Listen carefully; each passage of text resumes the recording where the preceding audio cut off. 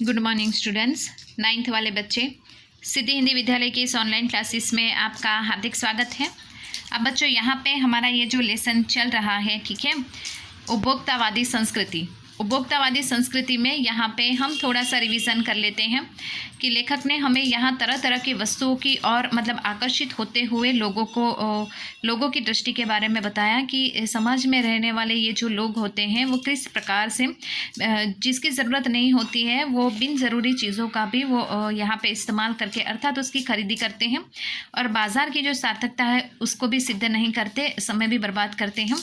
तो इस तरह से करीबन बहुत सारे ऐसे उदाहरण जैसे कि टूथपेस्ट है, माउथ वॉश है, ब्रश है, यहाँ पे परिधान है यानी कपड़ों का एडवर्टाइजमेंट जिस प्रकार से होता है, साबुन जो होता है, इसके साथ साथ ऐसे बहुत सारी वस्तुएं जैसे कि 5 स्टार होटल में खाना है, कंप्यूटर है, घड़ी है, ये सारी चीज़ों के उदाहरण हमें बताएं ताकि हमें पता पड़े कि इंसान जो होता है वो किस प्रकार से एक एक वस्तु के पीछे खर्चा करता है। अब यहाँ से जो हमारा पाठ बाकी है उसकी शुरुआत हम करते हैं। आधुनिकता की गिरफ्त में आते जा रहा है कौन? इंसान। संस्कृति की नियंत्रक शक्तियों के क्षीण हो जाने के कारण, क्षीण हो जाना यानी नष्ट हो जाना, हम दिग्भ्रमित हो रहे हैं। दिग्भ्रमित होना यानी दृष्टि भ्रमित होना। हमारा समाज ही अन्य निर्देशित होता जा रहा है।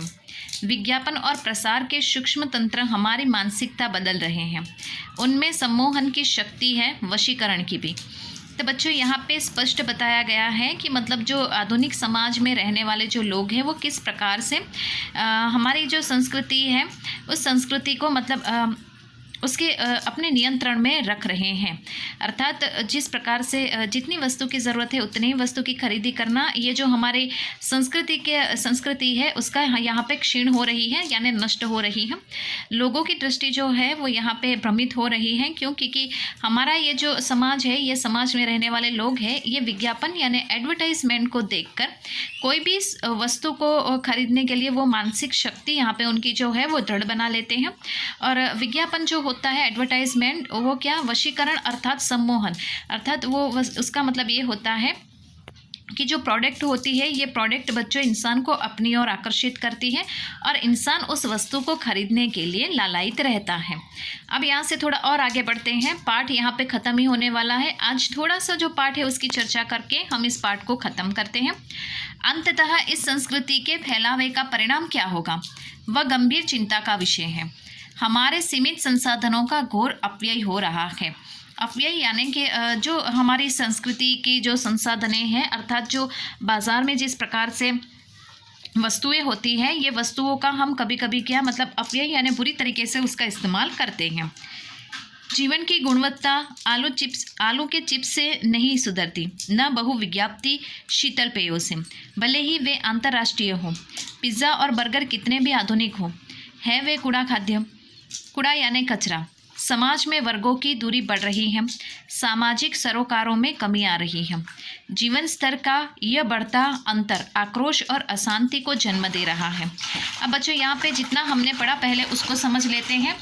यहाँ पे लेखक कहना चाहते हैं कि जिस प्रकार से ये जो संस्कृति के भीतर रहने वाले ये जो लोग हैं, ये लोग जिस प्रकार से ये समाज की सार्थकता को सिद्ध नहीं करते, वस्तु की खरीदी करते रहते हैं, उससे यहाँ पे क्या हो रहा है, जो हमारे पास जो सीमित यानी कि जितनी मात्रा में ये जो हमने कुछ एक वस्तुओं को संभाल के रखा है उसका हम दुरुपयोग इस तरह से करेंगे, अपव्यय यानी दुरुपयोग हम करेंगे तो धीरे धीरे मतलब वो चीज़ें भी ख़त्म होने लगेगी।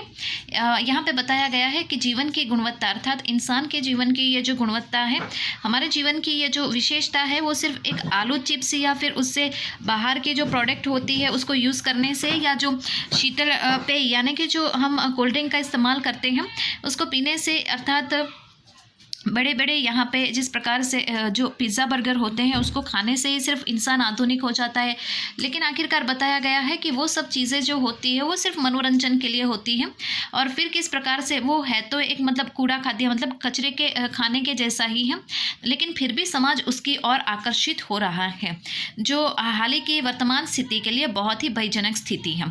अब थोड़ा और आगे बढ़ते हैं। जैसे जैसे दिखावे की यह संस्कृति फैलेगी, सामाजिक अशांति भी बढ़ेगी। मतलब मतलब हम दिखावे के लिए जो जो भी वस्तु खरीद के लाते हैं ये इसका फैलावा होगा, वैसे ही हमारे मतलब समाज के रूप में ये जो अशांति है वो और ज़्यादा बढ़ेगी।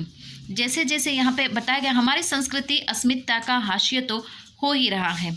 हम लक्ष्य भ्रमित से भी पीड़ित हैं, विकास के विराट उद्देश्य पीछे हट रहे हैं। हम झूठी दृष्टि के तत्कालिक लक्ष्यों का पीछा कर रहे हैं। मर्यादाएं यहाँ पे टूट रही है, नैतिक मानदंड ढीले पड़ रहे हैं, व्यक्ति